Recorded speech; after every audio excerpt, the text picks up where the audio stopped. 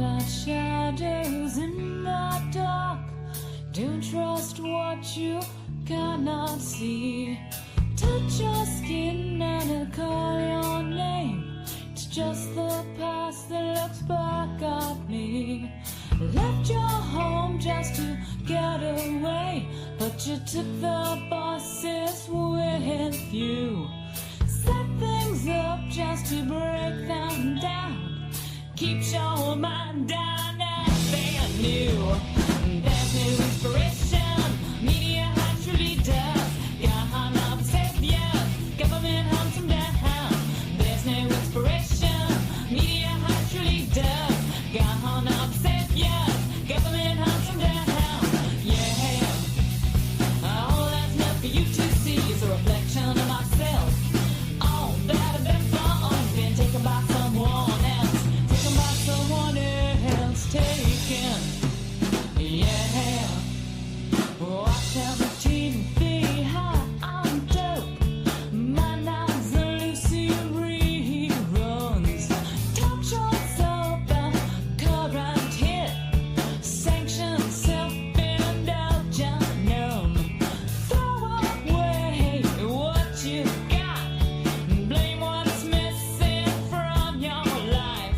It's not your fault things worked out this way.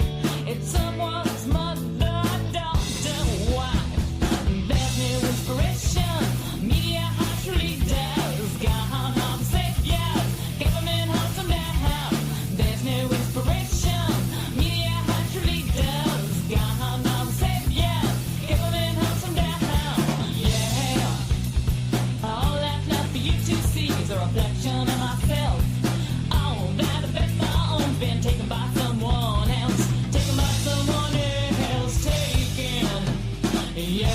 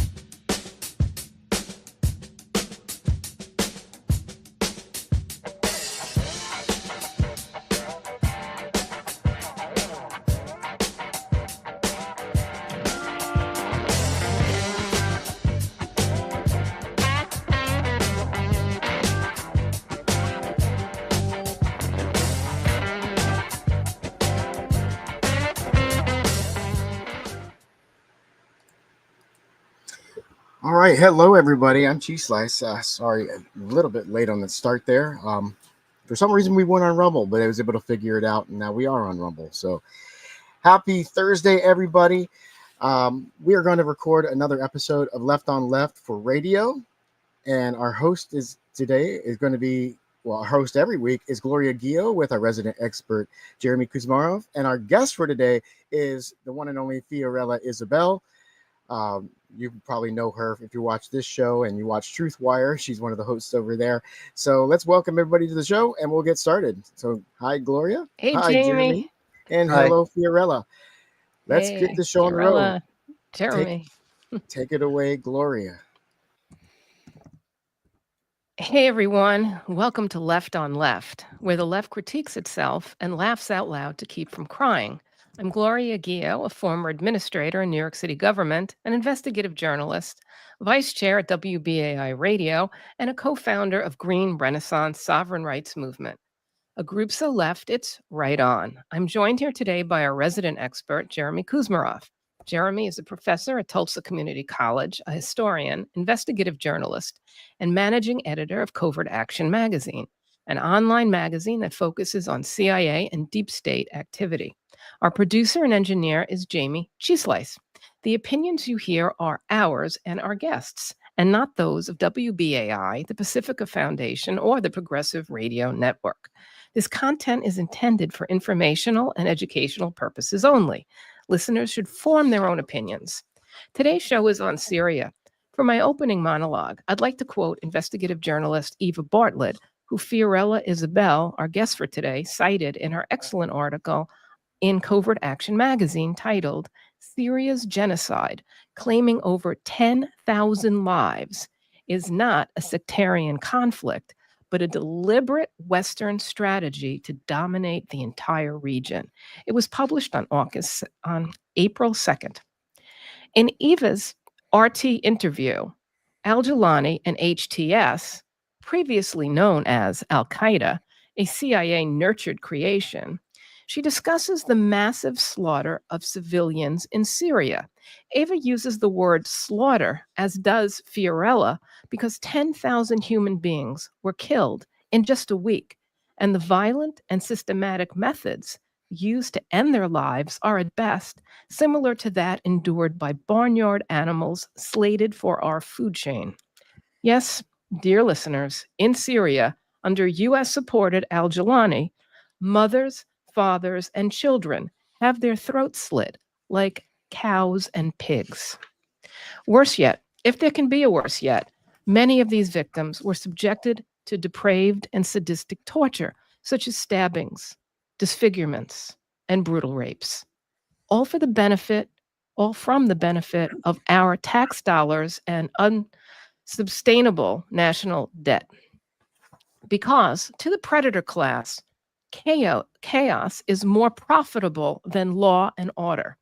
It's far easier to extract wealth and to control resistance when everyone is frightened to death, without any resources, and their given economy is in free fall. Within this context, consider that George Soros is famously known as the man who broke the Bank of England after making $1 billion in a single day shorting the British pound in 1992. So just everyone studies shorting and put options to learn his gravely opportunistic and evil tricks. Keep in mind, this was not a one-off. Soros routinely profits from economic instability and is directly or indirectly behind many, if not all, color revolutions that make governments targeted by the State Department as unfriendly to the U.S. corporate plunder, ungovernable through humanitarian and democratic propaganda using the National Endowment for Democracy, NED, and USAID.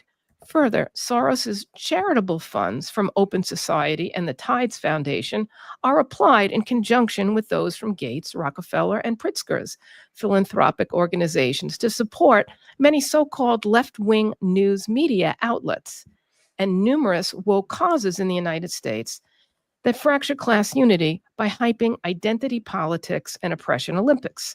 Remember, as long as we fight each other over who has more crumbs, the predator class wins.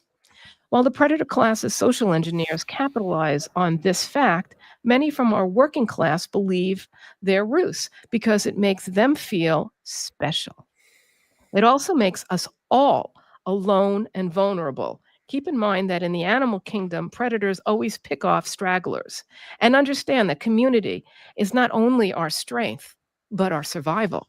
So when so-called left-wing news shows like Democracy Now! Host guests that encourage us to believe that Al-Jilani's redemption from head-chopping, psycho fundamentalist to business suit-wearing woke CEO is real, we suggest you maintain your disbelief. And also note how these outlets ceaselessly blame any action by Al-Jilani that rocks their State Department-approved narrative by quickly and wrongly shifting the blame to Assad and his supporters. Don't forget, in Syria, a merciful death by al Jawlani's thugs is execution style, which means getting a bullet in the head that's fired at point blank range. Families are literally trapped in their homes without food and no way to escape as death squads systematically break into their homes and gun them down in broad daylight. At LOL, we acknowledge that Syrian lives, regardless of religion or sect, are no less precious than our lives here in the US. So join us and spread the word to stop this violence. You are truly needed to speak out. Fiorella? Hey, Jayme, bring for, there we go. Fiorella, Jeremy and I are looking forward to hearing you unpack your detailed article for us on the West's Syria strategy. But first, please let our audience get to know you. If you don't mind, tell us about your travels in the region and where you are generally reporting from and your related work with Eva Bartlett and Vanessa Beeley. Thank you. Well, I have been traveling very much, especially since 2020, and the last 5 years have seemed like a decade. Because so much has happened to unfold what we're seeing right now. So much led to a lot of the falls and the rise and falls of things, including, of course, what happened with COVID, the presidency of Joe Biden coming from Donald Trump and now back into Donald Trump. And I have traveled throughout Latin America, as you know, Gloria, but also most recently, I have been around Russia in Moscow, reporting from there, going to the Donbass, going to Crimea, understanding the what I already understood to be true, but really firsthand witnessing the fault and the cause of the Russia-Ukraine war coming, of course, from the United States and NATO's actions way back, even before 2014. You could say during the Orange Revolution, which was happening and building up to the Maidan, where we all know, of course, there was the footprints and fingerprints of people like Victoria Nuland and Jeffrey Pyatt and several other US politicians who influenced those elections. And you could really see how even further back this goes to the Soviet era and the misallocation of territory, putting ethnic Russians right next to neo-Nazi factions that remained. And that was never resolved in many ways. And therefore, you had this conflict that was coming in and was never really dealt with. And there was so many geopolitical things that happened to Russia as to why they didn't go in earlier. But, you know, we all know the story. And now we're here at a moment where we could see the potential quote unquote end of that. But this is something that I don't think will end, but will be postponed.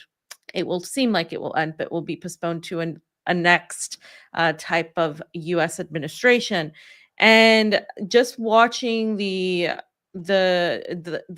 seeing the complete and total destruction of many civilian neighborhoods there in Donbass area, witnessing our U.S.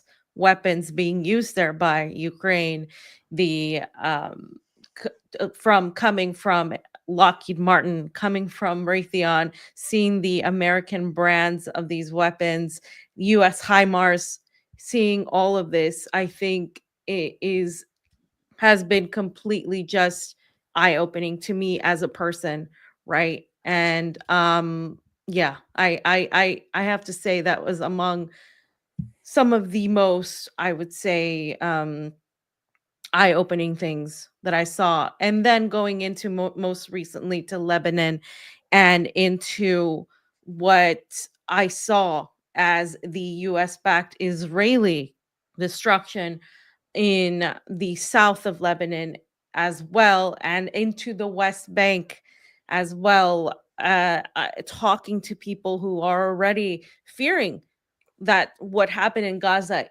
is going to happen to them in its totality, seeing the funeral of Said Nasrallah and the dedication of so many people, not to just a figure of a man, but what he represents, this fight against the evil, right? The resistance fight against all of these evil, what they look like, what they look at as the complete and total essence of what the West is, just complete and total annihilation, destruction, and a lack of desire and understanding and respecting sovereignty and national sovereignty, and who they are as a people. And this is all in opposition to that sentiment. And there isn't a difference between ideological nations and nations that are pragmatic. And when we talk about a lot of the resistance factions that occupy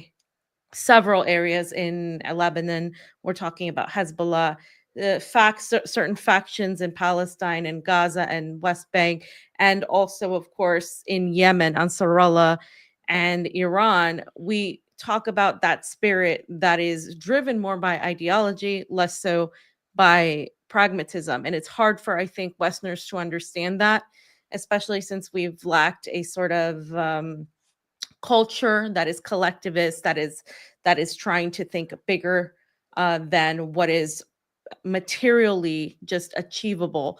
And it's been better for me as a journalist to look at things from the outside perspective, to really look at things from a non-Western perspective. And I think that's the key here. It's going to these places, reporting on what the people are telling you, but also understanding why people think that way, the geopolitical implications overall that overarch everything else, and understanding who benefits, who wins, who loses, all of this combined. It's not one or the other. And I think most of the time when you do journalism, you're either looking at one or the other. But it is key, and I say this every time, to combine both, because the on the ground perspective is so important, as is understanding that on the ground perspective in the context of this grand chessboard, right? This geopolitical chessboard that we've seen. You've been to many countries in that region. Could you name the countries that you've been to and your work with Eva and I forgot who. Vanessa. And Vanessa. Thank you, Jeremy. Yeah, well, like I said, I've been to Iraq. I witnessed a pilgrimage there. I witnessed the people. I was welcomed amazingly there. There's so, that is the cradle of civilization. That was a wonderful experience. I've been to Iran, and of course Iran, and I've only visited 2 cities in Iran, including Tehran, but I actually want to go back because it's one of the most beautiful countries where I felt extremely welcome and extremely heard as a woman, extremely just extremely valued for my opinions, which is contrary to what you hear about Iran. I also went into the south of Lebanon. In Lebanon, I went to Beirut, and then I went into the occupied West Bank. Of course, to go into the occupied West Bank, I had to travel into Israel, into Tel Aviv, and then in through Jerusalem to go there. So I witnessed the already fascistic existence of the Zionist entity, the way they control the movements of people, the way they've impeded the movements of regular people. If they don't have the right papers, then they can't move, or they have to go around these checkpoints and take 3 hours and such to get there. And I also then have let's see, I think that's the majority of these countries that I've mentioned. But apart from then the Ava's been living in Syria, right? No, actually, that's Vanessa. Vanessa's the one Vanessa. that's been Okay. living in Syria and witnessed the fall of Damascus.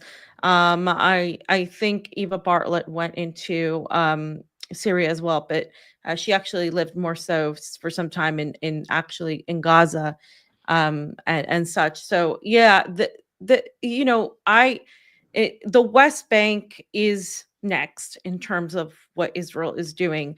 And so what happened in Syria should really give us some sort of what I would say is um, a, a layout as to how they're going to approach the rest of the region, and the way Gaza has been pretty much exterminated, right? In this way is how they're going to proceed with Palestine, especially after the fall of Syria. You use the word genocide in your article. Do you want to talk a little bit about what's going on in Syria at the moment?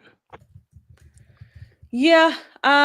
So the reason I use the word genocide is because of the actual Alawite genocide that's happening. It's still ongoing. They're still disappearing. 5 people are still disappearing. Multiple thousands of people have now disappeared from the um, the collective of the Alawite population. But it hasn't just been the Alawites, as outlined in the article, of course, stating various other journalists who have found the same thing. It's been also the Christian population that is of various different variations. There's been the Shia and the Sunni populations that are non-Alawites, because Alawites are also a majority Shia, but not necessarily um, uh, have to be. But what has been targeted is anybody that they can say initially was associated with Bashar al-Assad. But we know, as I outlined in the article, that that's not the case, that they have been targeting other people that they may or may not have association. But the entire point that I try to make in the article is that it doesn't matter, because this is not a fair and just approach. This is not a democratic approach. And when we look at Syria before the fall of Bashar al-Assad, we're looking at one of the only nations, states in the region that was not driven by any sort of religion. It was entirely an entirely secular society, where Syrians were Syrians, and they didn't go around, looking to see if they were Sunni, if Shia, or this or that. It was a secular society, far more modernized. What you would think the US would have liked. I mean, you would walk and you would see women wearing normal, what we call in the West normal clothes. That you would also see women that were wearing hijabs, that were part of the Shia community. You saw all kinds of beliefs and religions and ethnicities coexisting in peace. But this entire time, you have also seen the West try to frame this as a sectarian war, as a war that exists only because of these their nature, the nature of the a Muslim people, the nature of the government of Bashar al-Assad, that this is an oppressive regime, therefore it's okay that what happened. But what we do know is obviously that that's not the case, and we have seen it. We're proving it. We're living it, unfortunately, right now, when you're seeing just so many Syrians try to leave because you have someone like Jolani, as you mentioned, who is posing as some sort of suited up president, when in reality he is a terrorist. And you don't shove that in this way. He's not reformed. He has simply been placed there as a conduit to what Israel and the West want and the actions needed. Because with the fall of Syria, you have the impediment of the transportation of weapons and aid and resistance factions via Lebanon, and you have that gain now for the Israeli Zionist Western side. And that is essentially what they wanted. They've been wanting to destroy Syria, and they knew that Bashar al-Assad, who refused to even talk to Erdogan, who had only been pushed to talk to Saudi Arabia um, in this way, especially by Russia and others who wanted this sort of new type of diplomatic conversation with the Gulf, that is what really did it. And there's so many things you could point to Bashar al-Assad's not paying attention to the wealth disparity between the many and the few, to not paying enough to the military and their families, who were very much unmotivated, especially after all these years. There were so many economic things that could have been done better. There were just a plethora of things, but none of those things signify what was done by the US, Turkey, Israel, who really got together and really exploited that situation. And when it comes to Russia, they were just essentially done with the whole Syria situation, looking at it as a very they're a very pragmatic country. And I've said this several times. The Russian government is a very pragmatic government. They have a very diplomatic approach. They're not there to fight ideologically. They're there to expand their interests economically, politically, and have a sense of national sovereignty within themselves. And they're looking at what is going to be beneficial while they're fighting a war in Ukraine. And you can agree or disagree with that, but that is essentially how they look at things. And they didn't see Syria as something they needed to be involved in. And therefore, now you have also the influence of Israel. And Russia has always been neutral with Israel. And when there's neutrality with Israel, it means you've made a choice to promote something like a two-state solution, promote something like the existence of Israel, which Iran is actually against and which the resistance is against. So you have ideologically driven nation states and you have pragmatically driven nation states. And though Russia is clearly not on the good side of NATO or the United States, they have a somewhat murky relationship because of Israel, and also their relationship with Iran. And so when we look at Syria, that was just no longer something that needed to they needed to be involved in. And so you had the fall of Syria and the entire genocide of these people, not just Alawites, but all of the Syrian people that are caught in this entire web, could have been avoided by simply having a different approach that was offered a few days before the fall of Damascus, which was during the conference that was led by several of the Gulf states. Russia was there. And there was this supposed suggestion as to perhaps how to have Assad give up some territory, but eventually step down, but have this done in a manner that had a process. And that didn't happen. And what happened was, of course, the worst thing that could have happened for the people of Syria. And Syria is now being carved up into bits. Turkey on one end, Russia will keep its bases, perhaps lend control of some areas, which would be actually beneficial to some people right now because of how Jolani is executing just so many people. You have Israel coming in with their interests, and you have the United States. So it is basically being carved up into pieces, and the one secular, beautiful Syria is no more, and I don't think it will ever be the same. Even if you have resistance factions come up, it just looks unlikely for that to happen.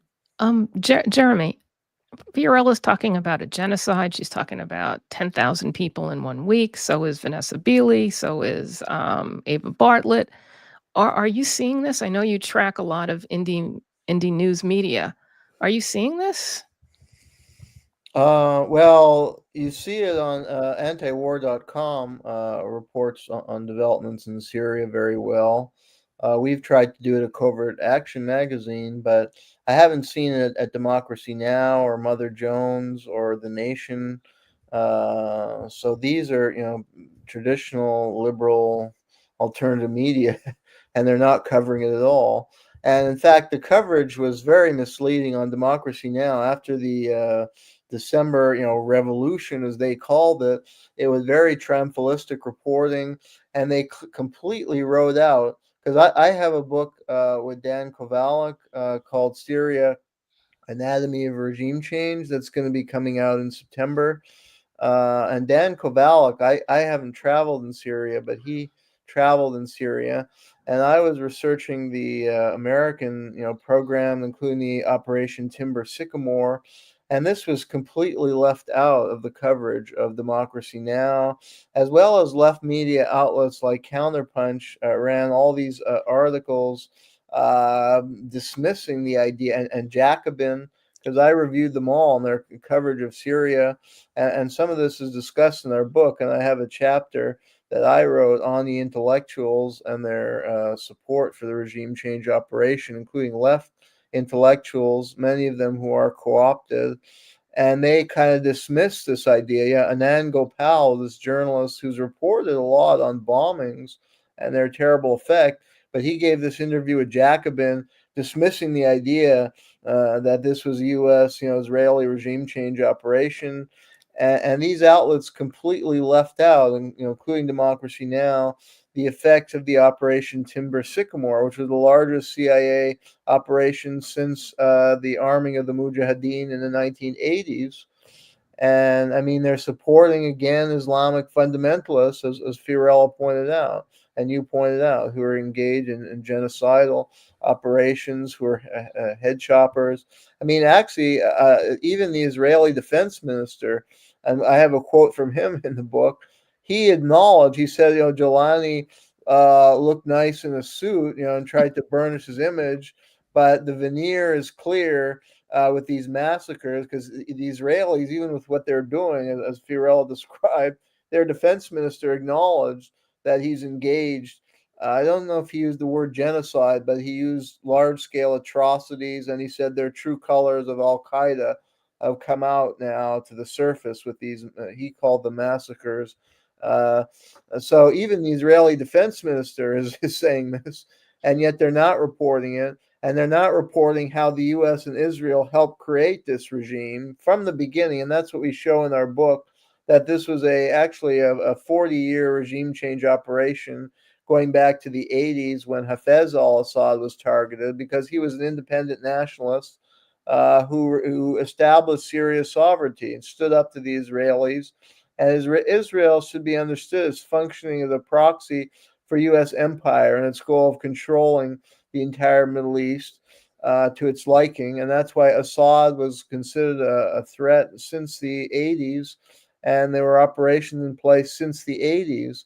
And this really escalated with the Arab Spring, and we detail the heavy U.S. role in fomenting the Arab Spring, including groups like agencies such as the National Endowment for Democracy. And we have the data of how much money they were spending on Syrian opposition groups, and they were funding media, and a lot of these media were run by Islamic Brotherhood in Syria that the NED was funding. So that's a key way that they were fomenting the uprising. That organization, USAID, they're very, very active in Syria in the 2000s, building up to the Arab Spring, and then you had the Operation Timber Sycamore. But none of this was reported on Democracy Now!, and they were just celebrating the Syrian revolution, and now they're not reporting the genocide. And it's questionable why the protesters on university campuses, which they're obviously on the right side, in opposing the Israeli genocide in Gaza, but why aren't they saying anything about Syria? And why aren't they broadening their critique of U.S. policy and the U.S. arming of Israel, and how Israel's extending its occupation of Syria, and how the U.S. caused a humanitarian disaster in Syria, including through its application of sanctions? They have nothing to say about that. As well as Ukraine, they say nothing about the arming of Ukraine. And a lot of these universities, my own investigation uncovered that MIT was running covert operations to support not just their professors involved in research projects for the Pentagon, to produce arms to Ukraine, but they're actually running a covert operation on the MIT campus using MIT students to develop a system of advanced technology to get weapons more quickly to the Ukrainian front lines. Why aren't the MIT students? Because they released a report on their school's complicity with the Israeli genocide in Gaza. But shouldn't they be outraged that their school is being used as a front for intelligence operations for a neo-Nazi infested government that has committed massive war crimes? So there's serious limitation of these protest movements, and I hope some will watch our show and start broaden. The movement needs to broaden into an anti-imperialist movement, not just singularly focused on the Israel genocide in Gaza. Well, Go ahead. sorry, I just wanted to respond to that because the reason these young college students are easily tricked is because they're not educated on it, right? As you said, from an anti-imperialist perspective, they're only educated on it from a social justice cause basis, and also the influence of Muslim Brotherhood in the Palestinian movement is part of that. It has worked directly against the truth of the Syrian experience because Muslim Brotherhood is a Sunni Islamist organization, and it has vilified very much the Shia existence, right? There's been that ongoing fight, and so there's been that influence, and unfortunately, that's why you see a lot of that, not just on campuses but also online. And what needs to be understood, it's the same fight because it's the same people you're fighting against. It's the same people that are doing this to both Syria and to Gazans and to the entirety of the region, whether it's in Lebanon, in Yemen, right, or Iran. It's the same perpetrators. It's the Zionism within the United States, within Israel, and the international Zionism and the international type of Western funded imperialist regimes that exist. So that needs to be pointed out to a lot of these people, but it's not. It needs to be pointed out from the fundamental basis of anti-imperialism and the economic and military war waged against these people, rather than just the obvious social justice issue, which is important, but this is an economic and military imperialist capture of the region. It's not just because you're against it from the point of view that it is unjust. It is unjust because of these reasons, and a lot of the movements in the United States coming from the what many call the left are funded, are formatted. It's their foundation comes from vapid social justice issues that are not backed by economic or politically educated structures. Therefore, everything that they do is captured. And that is essentially how things have existed for the longest time. The protest movements, it doesn't mean that the cause itself is not important, but it is captured to do the bidding of the empire, to criticize in just a little bit, but not enough to actually change things. And until there is an education, which of course the empire is not allowing, and our voices aren't being heard, they're being massively censored and captured, because people still look at democracy now. You still have people, like I outlined in my article, repeating that same type of propaganda, people that are pushed by some members of independent media that got Syria wrong from the beginning, and that continue to promote this sort of fence-sitting agenda, like, oh yes, Bashar al-Assad is a brutal dictator, but what happened in Syria is wrong. And so for me, that's like, you're still allowing that window in. Your feelings about Bashar al-Assad are irrelevant because you're a Westerner, you're from the United States. Let the Syrian people do and decide what they needed to do. But that's not what happened. What happened was the entire and total manipulation of very powerful forces, from Zionism to NATO forces, collapsing and toppling Syria because they wanted to do that. And look at the suffering now. Nothing that Bashar al-Assad did equates to what is being done now and what is happening now in Syria. Jeremy and I talk a lot about on our shows about controlled opposition. So I think what you're really describing is controlled opposition, and controlled opposition has many purposes. One, for something to be actionable, it has to be timely. So if you use controlled opposition, you focus on the wrong target too late. And yet it allows people to kind of blow off steam, but it misdirects. And that's one of the whole points. And I did do some research on Jewish Voices for Peace. And I did find that they are heavily financed by, like Tides, Open Society, Gates, Rockefeller, and Pritzker. So, I've also found a lot of the other narratives, the woke narratives, especially the trans narratives, are funded by the same group. So, you get something like Palestinian lives, and trans lives matter. It's this weird mixture of identity groups, as opposed to what you and Jeremy are saying, which is, we need to take an anti-imperialist look and look at all of these areas and this whole concept of this greater Israel, which is really a proxy for the United States taking over more and more autonomous concepts and land. So yeah, it is. I don't think it's accidental that the students are being kind of sheep herded into only Palestine. I think that is a strategy. And I think, when we talk about this whole identity politics in the United States, oh, somebody is a Republican, oh, somebody's a Democrat, oh, somebody's Black, somebody's white, somebody's a male, somebody's female, somebody's cis, somebody's trans, whatever. These are the same things that we're almost seeing in Syria that you're describing, where instead of it being the Syrian people, it's broken up into this identity politics based on sect and religion. So that it's the same playbook. It's just you change the definitions, you change the the way it appears. So would you say that Al Jilani has gotten a celebrity makeover?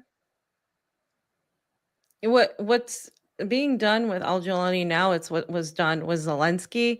It's what was done with any leader that the US wanted to push at any given time. This is what we do. Look at what we tried to do with Juan Guaido in Venezuela. Look, I mean, this is the same type of taking these very useless, either terrorist radicals or complete and total opposition figures, and making them the heroes um, of the people. But it's gotten more difficult for them in the Syria situation because Syria happened after the genocide in Gaza, right? And so people are already more and more suspect. I mean, people are who never even talked about Syria have looked at what's happening now and have shifted.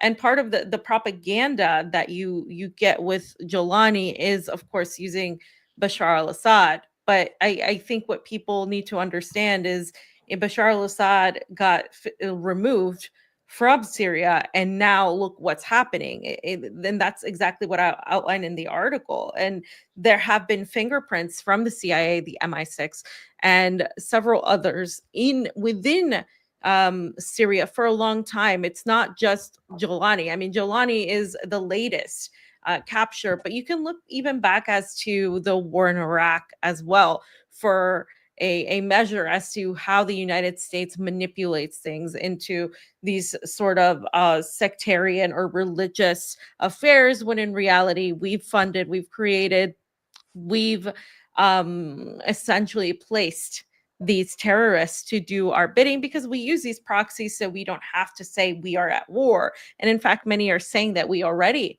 are in a World War III scenario. It's just not going to manifest in that way.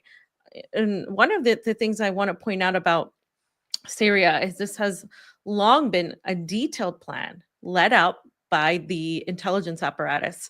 And there was an example that journalist Vanessa Beeley used in one of her articles that I think people should read. It was from October 2021.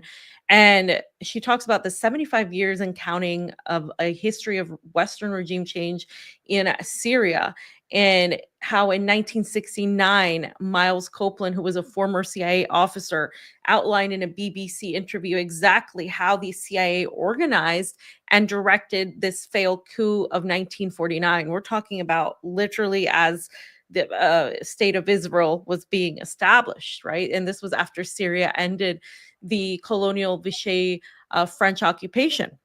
And they ousted the then president, who was Shukri al-Quwatli, who supported the Palestinian cause at that time. And this is when there was this sort of unity. But this guy, of course, supported Palestinians, hated and opposed Zionism, and so he had to go because he refused to recognize the state of Israel. And so they established a operation. They got him out, and there was also the fact that this guy was in the way because he rejected this trans-Arabian pipeline. And we all know when it comes to the United States, it's either about oil, resource extraction. It's that's usually what it's about. It's not about ideology. I mean, they use the ideology as a mechanism to get to it, but it's really about resource extraction. And so essentially they built this operation to get him out. And so the same type of covert mentality has been exposed by WikiLeaks, and as famously as you both probably know, right, Hillary Clinton's emails in 2012, where the Israeli intelligence actually noted that the collapse of Syria and the fall of Bashar al-Assad would in essence bring a Sunni Shia war that would then benefit Israel.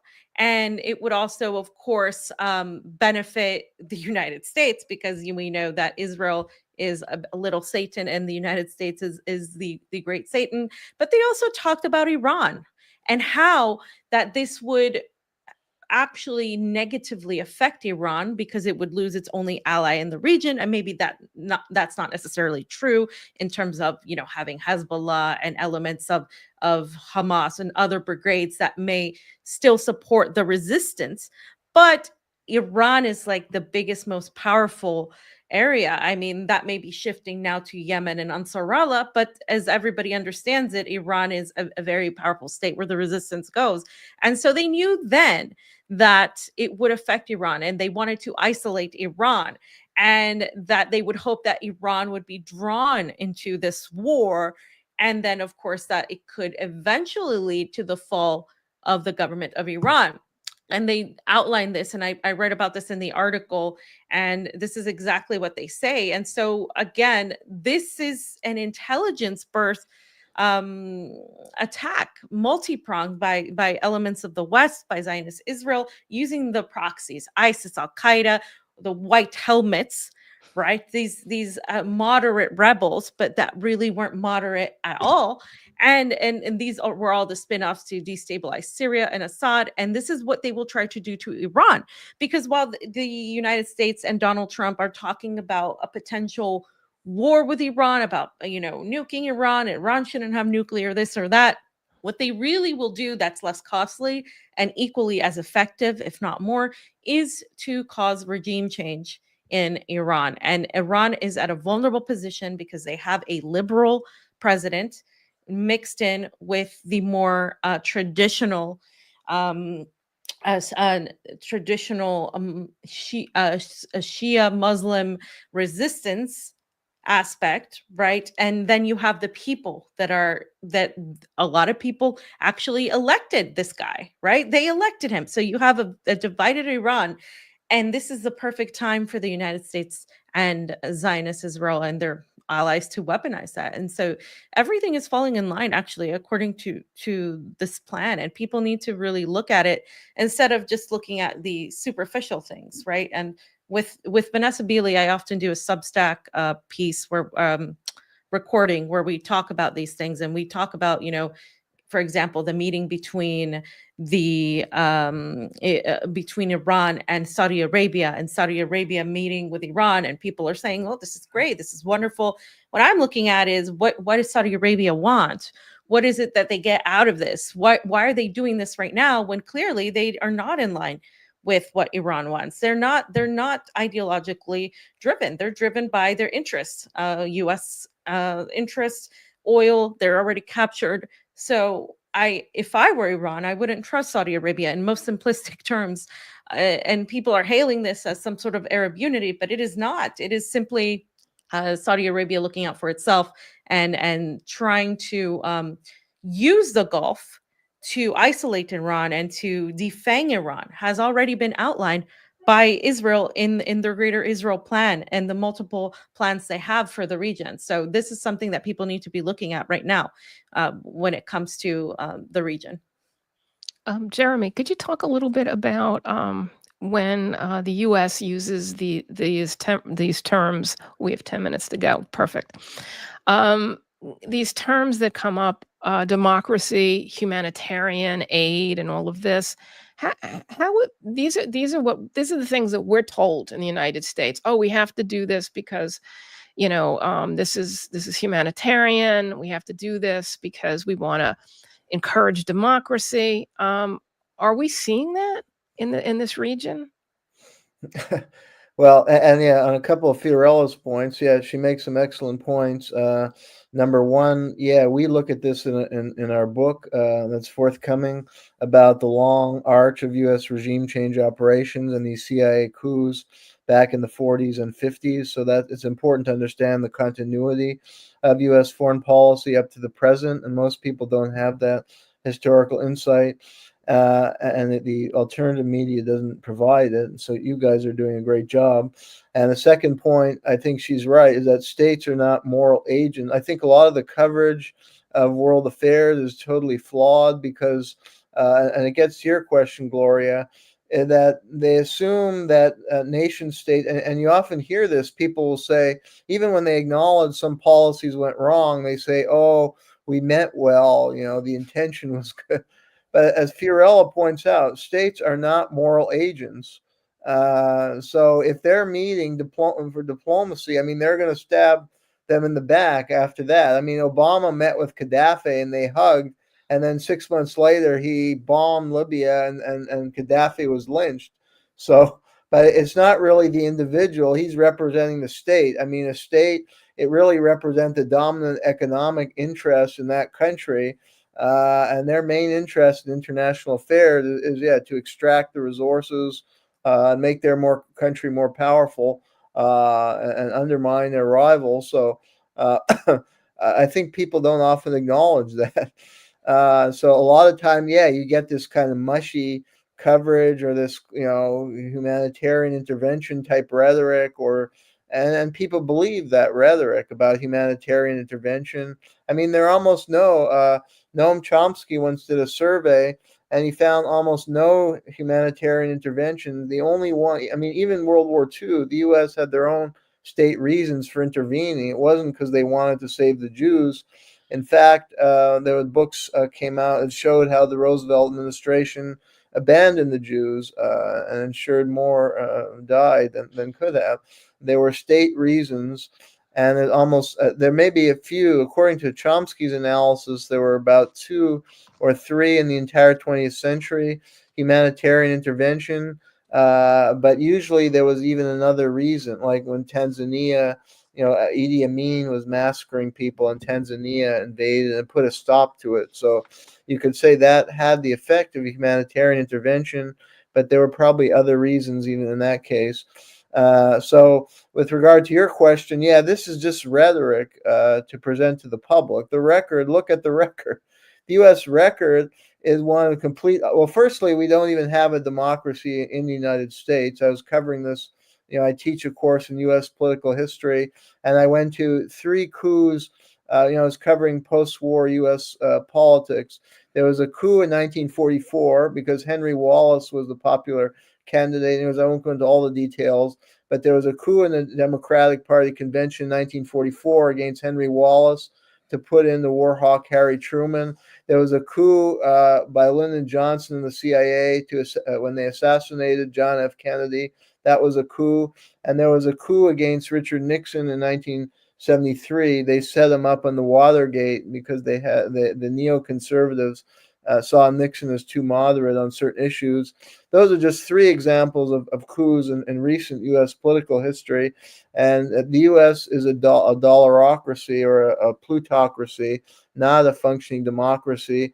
And the claim that it supports democracy abroad is just undercut by any study of recent history, like what Fiorella was describing. If you look at Syria, the CIA mounted all kinds of coups against, in some cases, those leaders were democratically elected. They put in tyrants like Hosni Zaim and this guy Shishakli in the Syrian case, whose model were the Nazi stormtroopers and who committed horrific atrocities in Syria. And that's the usual pattern. The CIA coups abroad usually result in fascistic type governments like a Suharto or a Pinochet. Known examples like when the U.S. helped destroy Chilean democracy with the 73 fascist coup.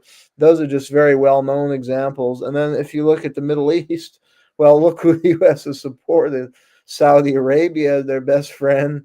That's far from a democratic regime. Iraq, yeah, they said it was to spread democracy, and look what happened. And then they supported the Shia Saddam, Nouri al-Maliki, and they were trying to get in Iyad Alawi, who was more of a thug, who had like 1% of support of the population. So the leader, and then look at Libya. They just destroyed the country, and now they're blocking the elections because Saif al-Gaddafi would win the election. So they kept delaying, and that's something that's I've never seen reporting on that in alternative media, how the U.S. has helped delay elections to bar Saif al-Gaddafi from coming in because he would renationalize the oil and try and revive the policies of his father. So the claim about democracy promotion has no basis in reality.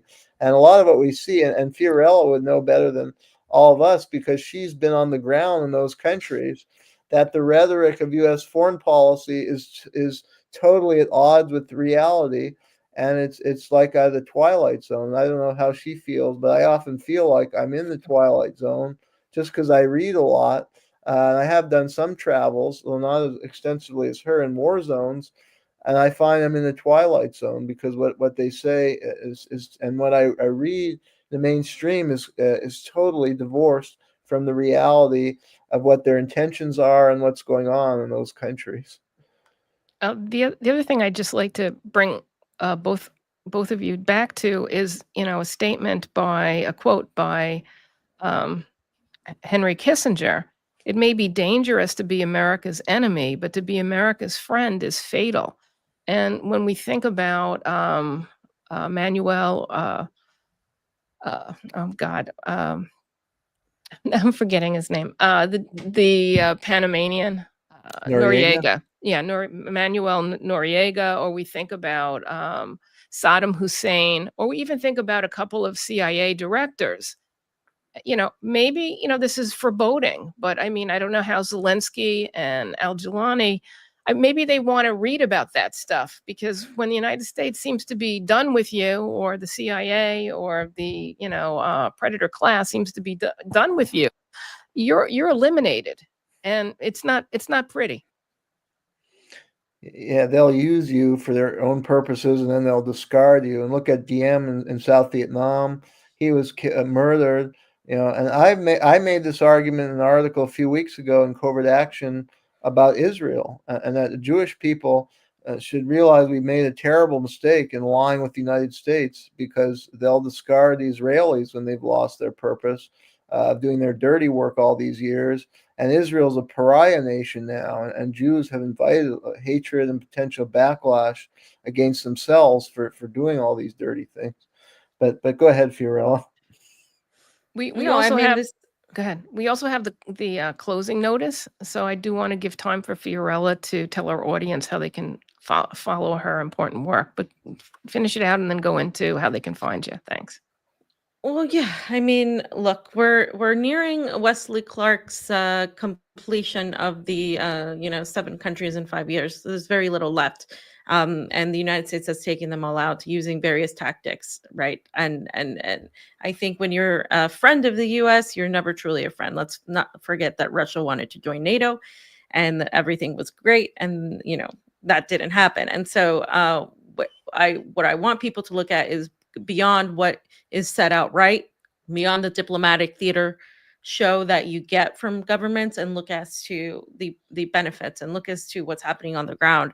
And well, I am right now really focused on my Substack. I'm focused right now on writing, on more video, but on a deeper discussion level. So follow me on Substack, follow me on X, follow me on Fiorella Isabel M is my X, also on Telegram at Fiorella in Moscow. And you can also follow some of the work I'm doing also with Talk Liberation, and trying to find alternative platforms for the digital technocratic surveillance age, which is a whole other topic we could talk about. So thank you.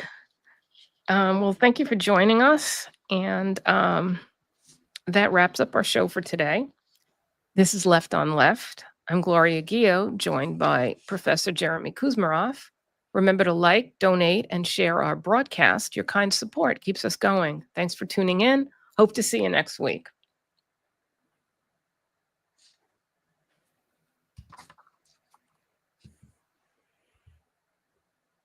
All right.